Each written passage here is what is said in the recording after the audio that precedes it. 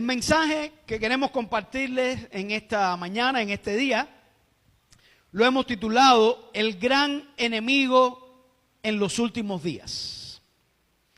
En nuestro estudio, en nuestra serie de sermones del libro de Daniel, hemos necesariamente tenido que tocar, porque se repite en varios lugares del libro de Daniel, y tal vez ustedes recordarán que hemos dicho, más adelante vamos a hablar de eso. Yo sé que algunos estaban preocupados, que decían, usted va a ver que el pastor se le olvida y no nos habla del tema. Bueno, hoy llegó el día donde vamos a hablar de ese personaje que la Biblia describe en el Antiguo y en el Nuevo Testamento como un personaje malvado, una especie de encarnación de Satanás. Un hombre que tendrá un poder extraordinario y sobrenatural y que va a ejercer su dominio en los últimos días de la historia de la humanidad. Les invito a buscar en sus Biblias, aunque vamos a estar viendo varios pasajes, a leer primeramente en Daniel capítulo 11, del 36 al 39. Daniel capítulo 11 del 36 al 39. Aquí encontramos una de las descripciones más extensas de este personaje malévolo. Daniel 11 del 36 al 39 dice la palabra del Señor, y el rey, así se describe en este capítulo, y el rey hará su voluntad, y se ensorbecerá y se engrandecerá sobre todo Dios, y contra el Dios de los dioses hablará maravillas y prosperará hasta que sea consumada la ira, porque lo determinado se cumplirá. Del Dios de sus padres no hará caso, ni del amor de las mujeres, ni respetará a Dios alguno, porque sobre todo se engrandecerá. Mas honrará en su lugar al Dios de las fortalezas, Dios que sus padres no conocieron. Lo honrará con oro y plata, con piedras preciosas y con cosas de gran precio. Con un Dios ajeno se hará de las fortalezas más inexpugnables y colmará de honores a los que le reconozcan, y por precio repartirá la tierra. Oramos. Padre, te damos gracias por tu palabra, porque tu palabra es verdad, porque ella nos enseña, nos muestra la realidad del mundo en que vivimos, nos prepara para los últimos tiempos. Ayúdanos a comprender el mensaje que tienes para nosotros y que nosotros podamos vivir de acuerdo a la verdad de tu palabra. Oramos en el nombre de Jesucristo. Amén, Señor.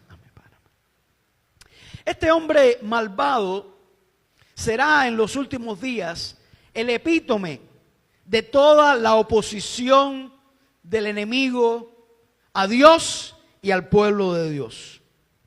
Así como hay una Trinidad divina, la Biblia nos habla de una Trinidad diabólica. Está el diablo, está el anticristo, que tiene varios nombres como vamos a ver, y está el falso profeta, del cual se habla en Apocalipsis, que también se le llama la bestia que sube de la tierra. El anticristo trata de imitar a Cristo y el falso profeta es como una imitación o alguien que cumple la función del Espíritu Santo que da testimonio de Cristo. Este personaje, este gran enemigo en los últimos días, recibe varios nombres en la Biblia. Vamos a ver que en Daniel capítulo 7, versículo 8, se le llama el cuerno pequeño. También Daniel, en este pasaje que leíamos en el versículo 36, le llama el rey. En Tesalonicenses, según de los Tesalonicenses, capítulo 2, Pablo le llama el hombre de pecado, el hijo de perdición, y le llama también el inicuo. Todo eso está en 2 de los Tesalonicenses 2. En Apocalipsis 13, Juan, el apóstol Juan, le llama la bestia que surge del mar. Un poco para los que les gustan los símbolos del Apocalipsis. Muchas veces se habla del mar para referirse a la política y a las naciones, como algo que es inestable. Después habla de una bestia que sube de la tierra y es un personaje religioso. El anticristo es fundamentalmente un personaje político. También el apóstol Juan, en sus cartas, primera y segunda de Juan, le llama a este personaje el anticristo. Y es uno de los nombres principales por el que se conoce, que además es un nombre muy adecuado. Porque la preposición griega anti significa en contra de. Y así es como nosotros la utilizamos comúnmente en español. O sea, un anticristo es alguien que está en contra de Cristo. Pero la preposición griega también tiene el significado de en lugar de. Y describe muy bien a este personaje, porque como dice en 2 Tesalonicenses 2:4, y eso lo vimos en el mensaje anterior, este hijo de perdición, este hombre de pecado, dice que se opone a todo lo que se llame Dios y es objeto de culto. Pero a la vez él mismo se sienta en el templo de Dios y se hace adorar como si él fuera Dios. Entonces, anticristo es una descripción adecuada de este personaje. Se va a oponer fundamentalmente a Cristo, pero a la vez va a pretender que él es un Mesías o que él es un Cristo. ¿Cuáles son las características de este personaje siniestro y enigmático?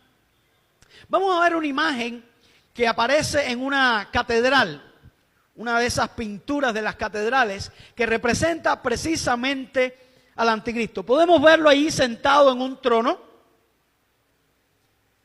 y ahí las naciones representadas aquí adorándolo. Pero así se imaginaba el anticristo en la Edad Media. Por supuesto, un personaje grotesco, repulsivo, repugnante, que nada más que uno ve eso, de inmediato lo rechaza. Pero por lo que nosotros podemos ver en la Biblia, estas no son las características de ese personaje. Vamos a ver la siguiente diapositiva. Esta imagen es de una serie que ha sido popular y que han transmitido aquí en Cuba. No porque yo la haya visto, pero me puse a estudiar y a leer acerca de esta serie. Una serie que se llama Lucifer. Y el personaje principal se llama Lucifer Morning Star, que significa Lucifer estrella de la mañana. Personaje atractivo, bien parecido, agradable. Además, vamos a ver la siguiente diapositiva. Una persona que toca el piano, que canta bien, que domina la música. Una persona que es amado por las mujeres y por supuesto para estar a la moda también tiene que tener alguna relación homosexual. Entonces se presenta como un personaje bisexual. Cuando esta serie se iba a transmitir, varios grupos cristianos en los Estados Unidos trataron de impedirlo, pero no fue posible. Finalmente se transmitió precisamente porque presentaba a Satanás en una perspectiva agradable. Para la tercera temporada se pensó que iba a terminar y hubo una gran campaña en las redes sociales para que la serie continuara. Y utilizaban el hashtag Save Lucifer, salven a Lucifer. Y hubo todo un movimiento en los Estados Unidos acerca de eso. Pero cuando nosotros pensamos en esa encarnación de Satanás, en ese anticristo, no va a ser ese personaje de la Edad Media que nosotros vimos allí. Va a ser alguien más parecido a esta representación de la serie de Lucifer.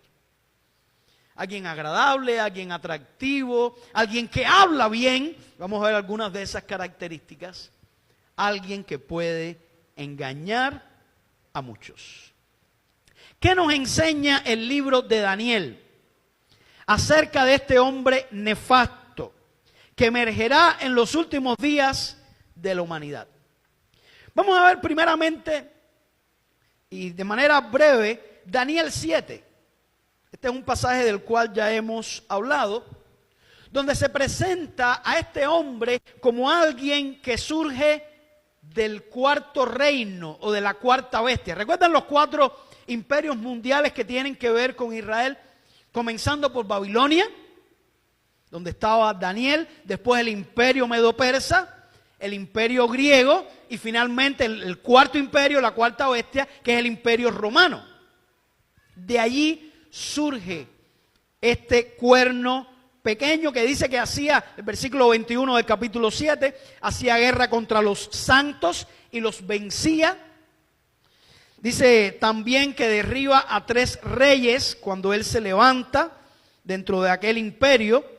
Dice el versículo 25 de Daniel 7, que hablará palabras contra el Altísimo y a los santos quebrantará y pensará en cambiar los tiempos y la ley.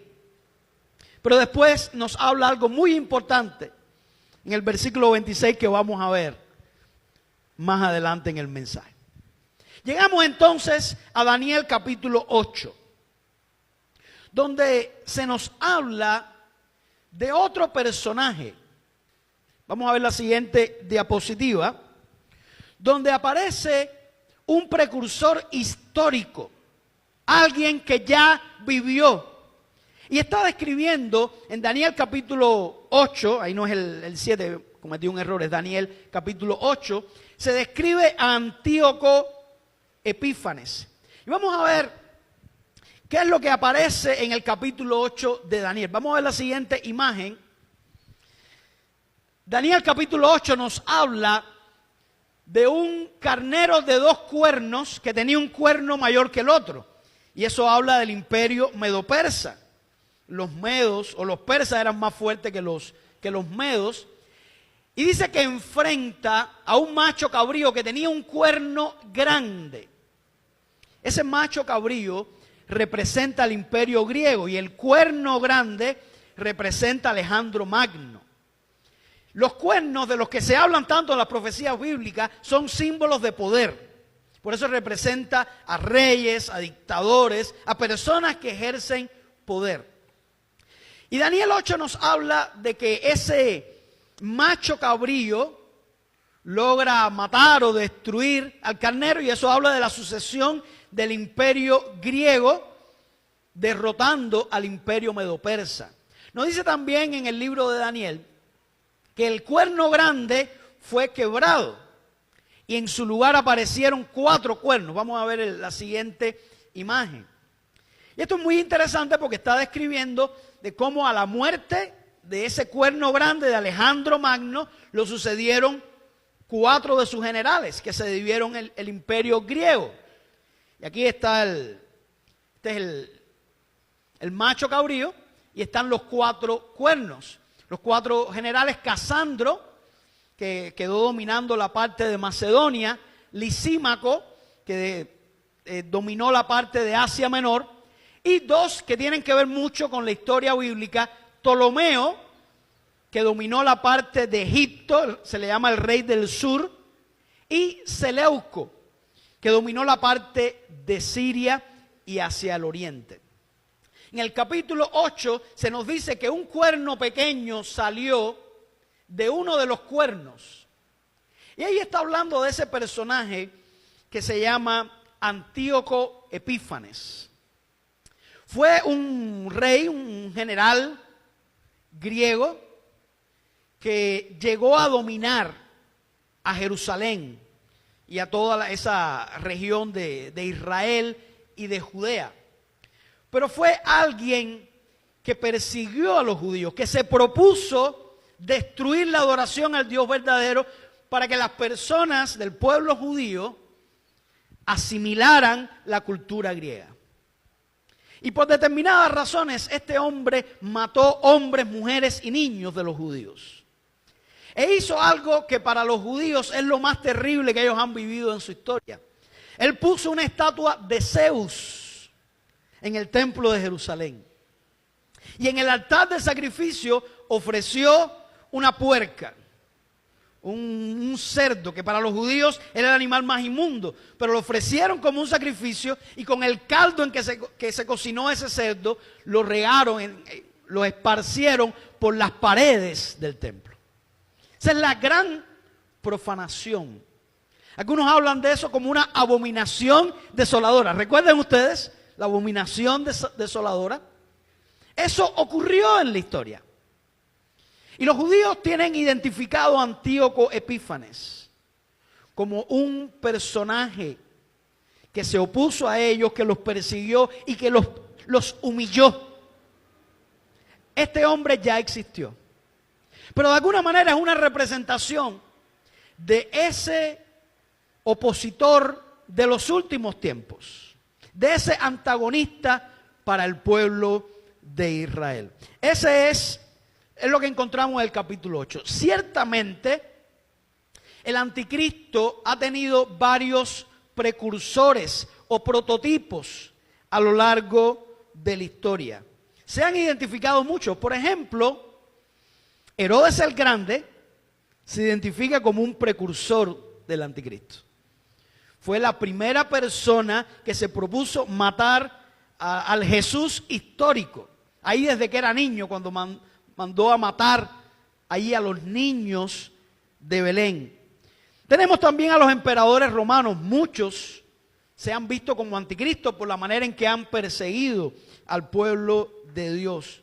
Napoleón Bonaparte, Hitler, José Stalin y otros más cercanos que no podemos mencionar por razones obvias. Ha habido también intelectuales que han desempeñado la función de anticristos.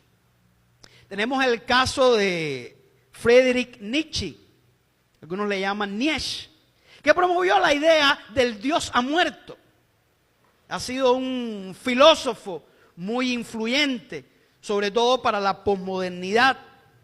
Y también él promovió la idea del superhombre. Eso nos suena un poquito al hombre nuevo, ¿eh? El hombre nuevo, superhombre, se parece mucho. Vienen de la misma fuente, esta idea de Nietzsche.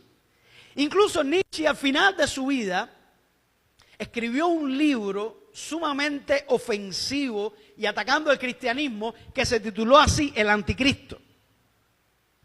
Y el subtítulo es Maldición sobre el cristianismo. Donde este hombre, que por cierto fue hijo de un pastor luterano y escribió cosas terribles, incluso este libro, que más adelante vamos a citar algo de ese libro, pues también pudiéramos verlo como precursores, en este caso intelectuales del anticristo. Tenemos líderes religiosos. Hay un famoso líder religioso llamado José Luis de Jesús Miranda. Seguramente algunos oyeron hablar de él.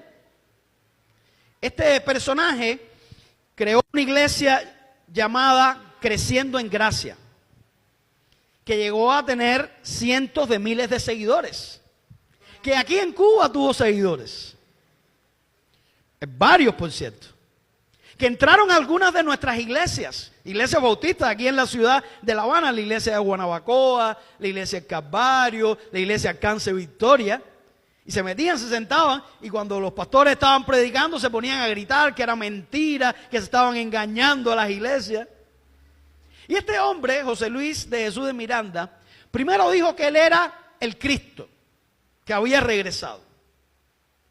Y las personas le creían que él era el Cristo. Pero después dijo, no, yo no soy el Cristo. Yo soy el anticristo. Y el anticristo es el verdadero. Y las personas empezaron a tatuarse 666. Hay cubanos con el 666 tatuado, que son seguidores de esa secta. Es veces que uno se pregunta, yo recuerdo cuando yo leí el Apocalipsis y el 666, yo decía, si está tan claro en la Biblia, ¿cómo es posible que haya personas que se dejen marcar? Imagínense ustedes, personas que se llaman cristianos, que se ponían el tatuaje en el mismo lugar donde dice la Biblia, en la mano y en la frente. Un precursor del anticristo. Pero José Luis de Jesús Miranda también murió y por eso sabemos que no es el anticristo de los últimos tiempos. Llegamos entonces a Daniel capítulo 11. Recuerden, Daniel capítulo 6 nos habla del anticristo escatológico de los últimos días. Daniel capítulo 8 nos habla del anticristo en la historia, como un gran precursor. Ahora Daniel capítulo 11 hace algo interesante. Los versículos del 5 al 20 nos habla de la historia de Israel, desde el imperio griego de Alejandro Magno hasta Antíoco Epífanes. Todo lo que sucedió en ese tiempo. Vamos a ver la siguiente diapositiva. Bueno, no, parece que se me fue ahí la diapositiva donde estaban los mapas, donde estaba el mapa. Más adelante, ok. Miren en la división del imperio griego, como decía, aquí estaba Casandro en Macedonia, Lisímaco en Asia Menor, Seleuco, que era uno de los generales en esta parte de Siria, y Ptolomeo en esta parte de Egipto. Pero fíjense ustedes que Israel queda en este lugar. Israel siempre fue una manzana de la discordia entre los Ptolomeos y los Seleucidas. Estaba allí en el límite. Y como Israel estaba en un lugar tan estratégico, constantemente estaban cambiando de bando. Y eso simplemente es lo que describe Daniel capítulo 11, del 5 al 20. Esas luchas entre los Ptolomeos y los Seleucidas. Después, en los versículos del 21 al 35, ya si podemos pasar, se nos describe Antíoco Epífanes. Vuelve a describir al anticristo de la historia. Y del 36 al 39 empieza a hablar del anticristo de los últimos tiempos y nos da muchos detalles, varios detalles acerca de él. Y comienza diciendo el rey. La gran mayoría de los comentaristas reconocen que habla de un personaje que va más allá de Antíoco Epífanes. ¿Qué se nos dice de este hombre? Dice la Biblia, en primer lugar, que hará lo que le plazca. Dice ahí en el versículo 36. Él hará su voluntad. Nos dice Daniel 11:36. Eso significa que este hombre tendrá poder para hacer a su arbitrio, para hacer lo que quiera. El anticristo será un hombre poderoso. ¿Y saben por qué será un hombre poderoso? Por lo que nos dice Apocalipsis 13:2 y 2 Tesalonicenses 2:9. Esta también es una imagen medieval que representa al anticristo y al dragón o al diablo guiándolo, diciéndole lo que tiene que hacer. Dice Apocalipsis 3:2, el dragón, así se describe el diablo en Apocalipsis, le dio su poder y su trono y grande autoridad. El poder de este anticristo de los últimos tiempos viene directamente de Satanás. Le da poder, trono y grande autoridad. Y en Tesalonicenses dice que su advenimiento es por obra de Satanás, con gran poder y señales y prodigios mentirosos. El anticristo tendrá poderes, hará señales, hará prodigios mentirosos que vienen del mismo enemigo. Hermanos, es anonadante el crecimiento que está teniendo el satanismo en nuestro tiempo. Ustedes saben que ya hace algunos años, por allá por los años 60, se fundó lo que se llamaba la iglesia satánica. Una iglesia satánica, con una Biblia satánica. Allí por un personaje de apellido Levi.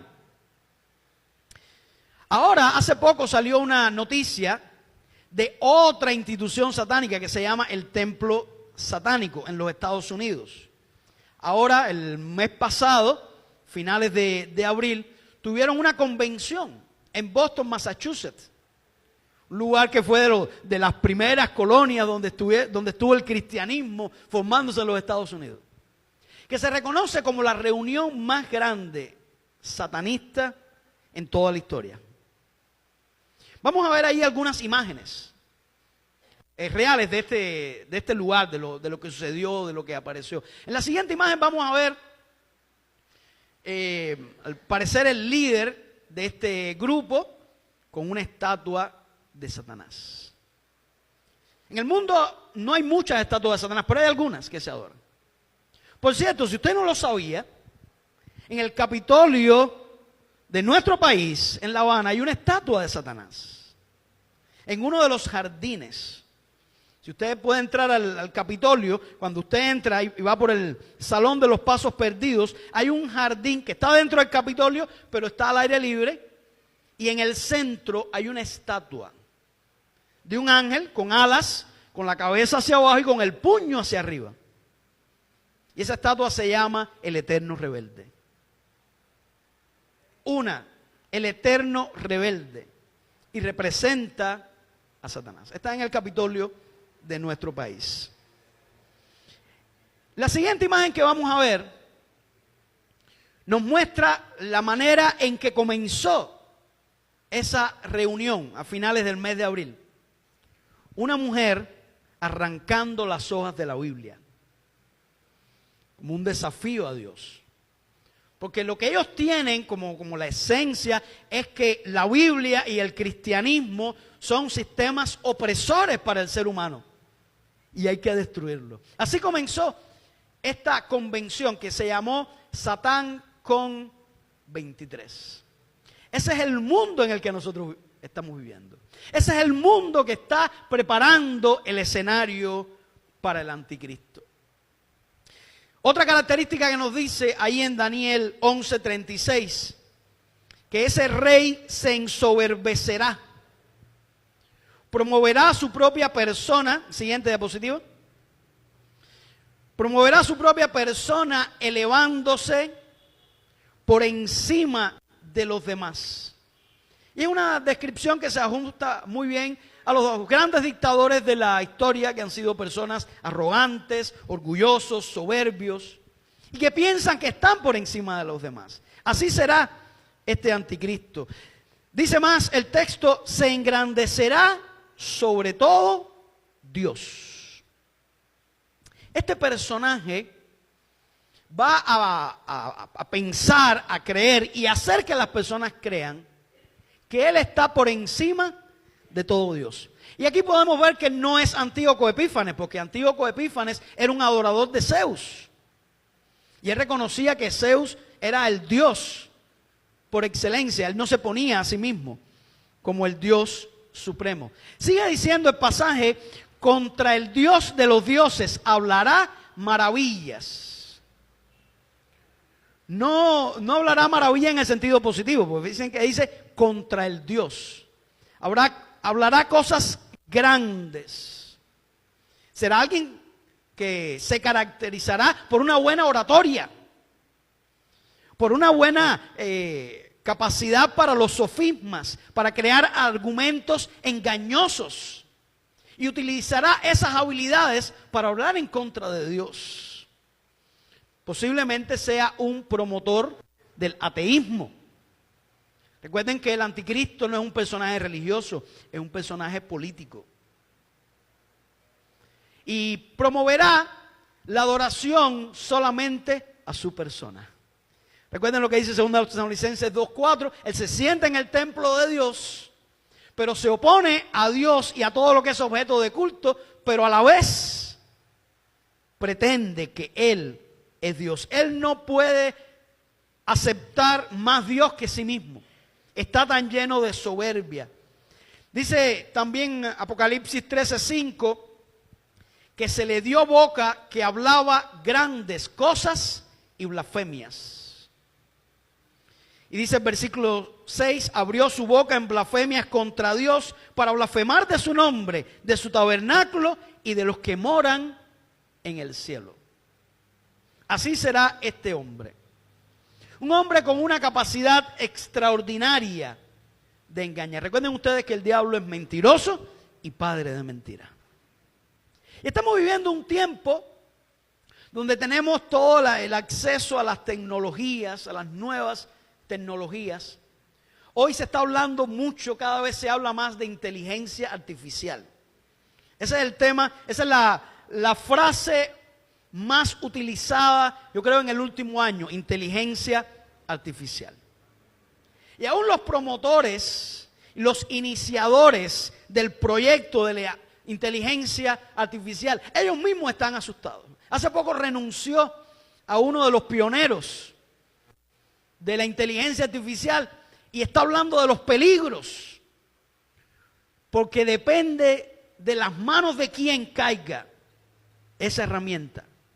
Con la inteligencia artificial es muy fácil manipular al mundo entero. Es muy fácil cambiar y tergiversar toda la historia. Entonces, la Biblia enseña que si nosotros no amamos la verdad, vamos a ser víctimas de la mentira. Todo el escenario cada vez se hace más propicio para que surja ese personaje de los últimos tiempos. También negar las grandes verdades acerca de Dios es una característica del anticristo. Y ha habido personajes como José Luis de Jesús Miranda, pero otros a lo largo de la historia, ya en los días de Juan. El apóstol Juan decía que ya habían surgido muchos anticristos. Y los que negaban que Jesús había venido en carne eran anticristos. Cualquiera que niegue las grandes verdades de la palabra de Dios tiene el espíritu del anticristo y es un antecedente del anticristo. Dice el versículo 37, del Dios de sus padres no hará caso. Algunos comentaristas piensan que este personaje pudo haber sido un judío que nació como parte del Imperio Romano o el Imperio Romano revivido. Sabemos que el Imperio Romano pasó en el siglo I, pero por las profecías bíblicas todo parece indicar que ese Imperio Romano va a resurgir. Tal vez una alianza o coalición que surja de la Unión Europea, que también tiene las condiciones, por lo menos las estructuras políticas, para algo como lo que describe la Biblia. Pero es posible, algunos piensan que sea un judío. Los judíos están regados por todo el mundo y por eso dice, del Dios de sus padres no hará caso. Tal vez puede ser alguien que sus padres hayan sido cristianos. Ahí tenemos un Nietzsche, que su padre era un pastor luterano y lo que dijo en contra del cristianismo fue terrible. Puede ser algo así. Pero dice también algo más, que no hará caso del amor de las mujeres. Vamos a ver la siguiente diapositiva. Las otras características están en la siguiente. No hará caso del amor de las mujeres. Algunos han pensado, algunos comentaristas, que puede ser que el anticristo sea un homosexual. Y por eso dice que no hará caso del amor de las mujeres.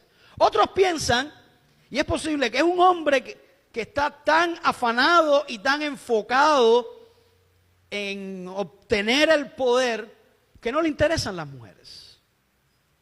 Es una persona que no tiene inclinaciones sexuales, sino que lo más importante es cumplir con su misión diabólica. Sigue diciendo el pasaje, otra característica es que no respetará a Dios alguno, porque sobre todo se engrandecerá. No será un hombre religioso, no tendrá respeto de ningún Dios. Para él no hay Dios fuera de sí mismo. Y dice, mas honrará en su lugar al Dios de la fortaleza. Estamos ahí en los versículos 38 y 39. El Dios de la fortaleza. No está hablando aquí específicamente de un Dios como los que conocemos en este mundo, porque este hombre no hará caso de ningún Dios. Lo que está diciendo el texto es que el único Dios para este hombre será el poder, porque eso es lo que anhela, eso es lo que busca. No le interesa ninguna otra cosa. Dice al final, también el versículo 39, que gastará sus tesoros para alcanzar y mantener el poder. Miren lo que escribió Nietzsche en el Anticristo. ¿Qué es lo bueno? todo lo que eleva en el hombre el sentimiento del poder, la voluntad del poder, el poder mismo. Eso es lo bueno para Nietzsche. ¿Qué es lo malo? Todo lo que proviene de la debilidad. ¿Qué es la felicidad? El sentimiento de lo que acrece o acrecienta el poder. El sentimiento de haber superado una resistencia. Los débiles y los fracasados deben perecer. Esta es la primera proposición de nuestro amor a los hombres. Y hay que ayudarlos a perecer. Eso decía Nietzsche. ¿Qué es lo más perjudicial que cualquier vicio? La acción compasiva hacia todos los fracasados y los débiles. 2 puntos, el cristianismo. Porque el cristianismo promueve el amor a todas las personas, la compasión, la ayuda a todos, a los débiles. Dice, eso es lo que le hace daño a la humanidad. Por eso no es de extrañar que Nietzsche era uno de los autores favoritos de Hitler. Y por eso él siguió esa filosofía. Por amor a la humanidad tenemos que deshacernos de todos los débiles. Basado también en la teoría de la evolución, ¿no?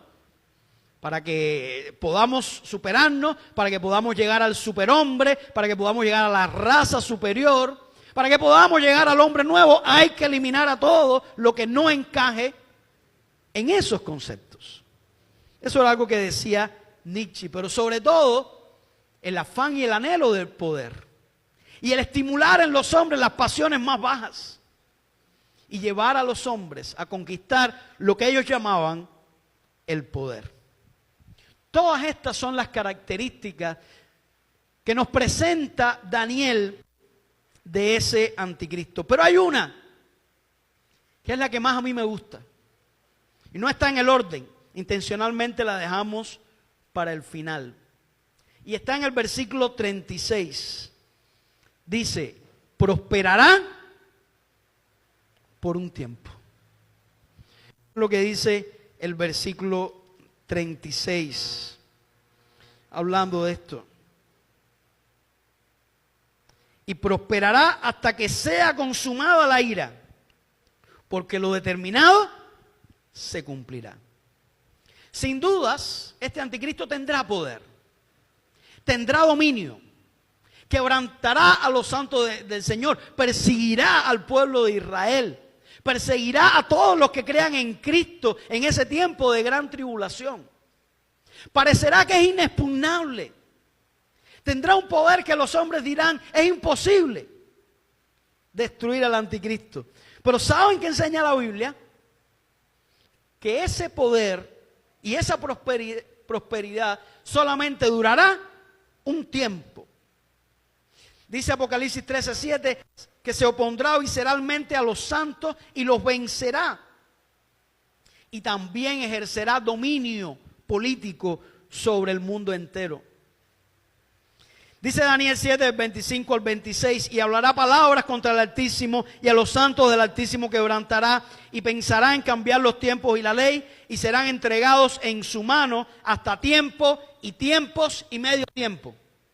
¿Qué cantidad de tiempo es eso? 3 años y medio. Bien, los últimos 3 años de la semana 70 de Daniel. Ahora encontramos uno de los peros más bellos de toda la Biblia.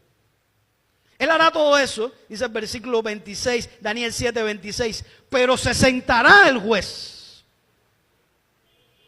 Se sentará el juez. Cuando el anticristo cree que está dominando al pueblo de Dios, al pueblo de Israel, que tiene todo el dominio, que tiene a las personas adorándolo, que tiene control del mundo entero, el juez se sentará.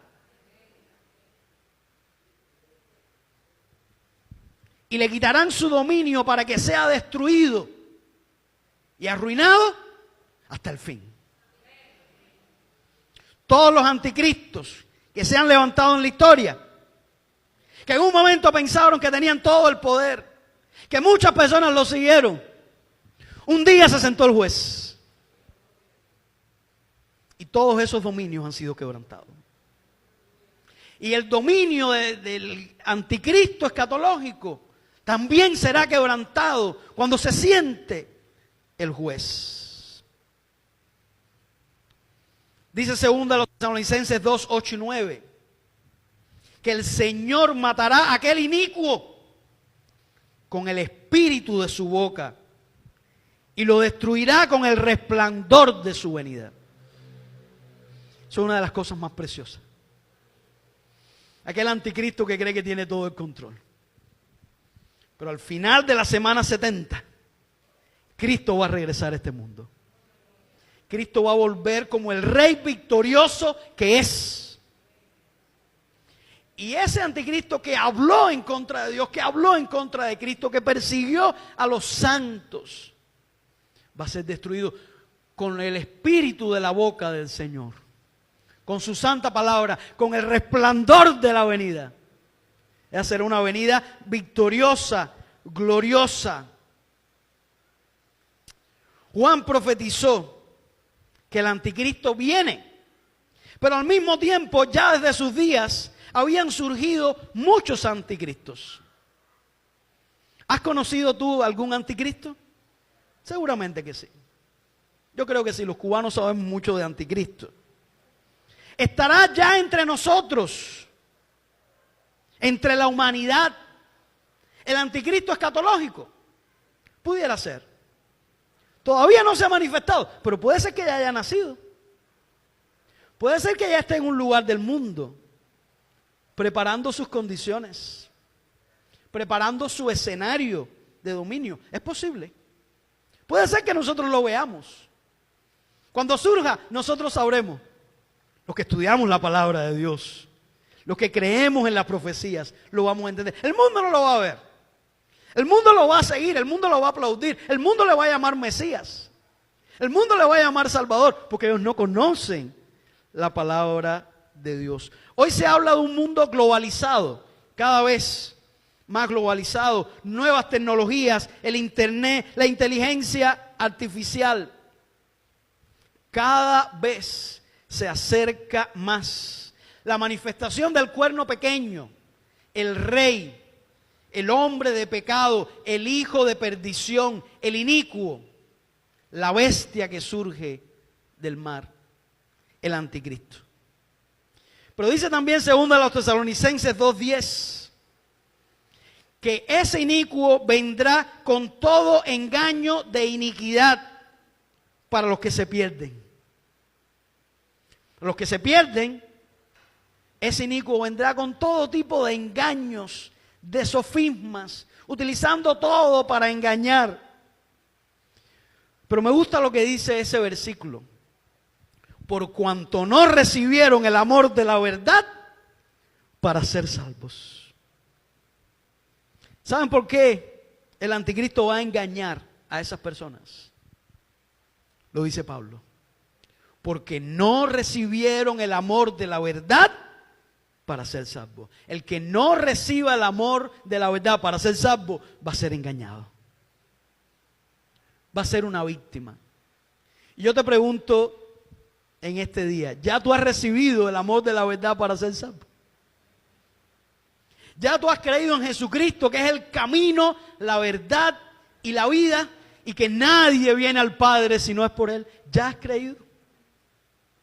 ¿Ya tienes la palabra de Dios en tu corazón, su palabra que es verdad? Si no, vas a ser engañado. Y no solamente que vas a ser engañado, que vas a ser destruido con ese anticristo. La Biblia enseña que el infierno no fue creado para los seres humanos. Dice en Mateo 25, ahí en el juicio de las naciones, que aquellos que no recibieron la salvación, dice que fueron echados al lago de fuego y azufre, al infierno. Dice, preparado para el diablo y sus ángeles. El infierno no fue creado para los seres humanos. El infierno fue preparado para el diablo y sus ángeles. Pero toda persona que siga el camino del diablo va a terminar en el destino del diablo. Pero tú no tienes por qué terminar allí. Y si estás aquí en este día tú puedes recibir el amor de la verdad. Y ese enemigo de los últimos tiempos va a venir con un poder engañoso como nunca se ha oído. Y miren que ha habido anticristos históricos, engañadores, manipuladores, que han engañado a muchos. El de los últimos tiempos es peor que todo lo que hemos conocido. Una persona que no haya recibido a Cristo, que no haya recibido el amor de la verdad, no va a poder permanecer en pie. Y va a ser una víctima de ese engañador y de ese manipulador. Por eso hoy, que la palabra de Dios ha sido predicada, tú tienes la oportunidad de recibir a Cristo. De recibirlo en tu vida, de recibirlo en tu corazón. ¿Habrá alguien que esté aquí que quiera creer en Jesucristo como su Salvador?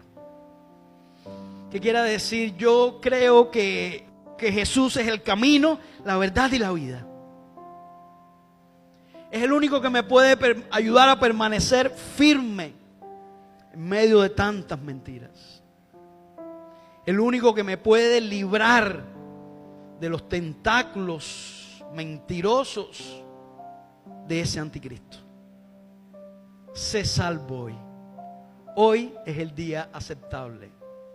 Hoy es el día de salvación. No te vayas de aquí sin haber recibido el amor de la verdad para ser salvo, sin creer que Cristo murió en la cruz del Calvario y resucitó al tercer día para darnos salvación y vida eterna, sin creer que Cristo un día regresará a este mundo que va de mal en peor y que se acerca a esa última semana que va a ser la peor de la historia, esos últimos 7 años de la historia de la humanidad, esos últimos 3 años y medio.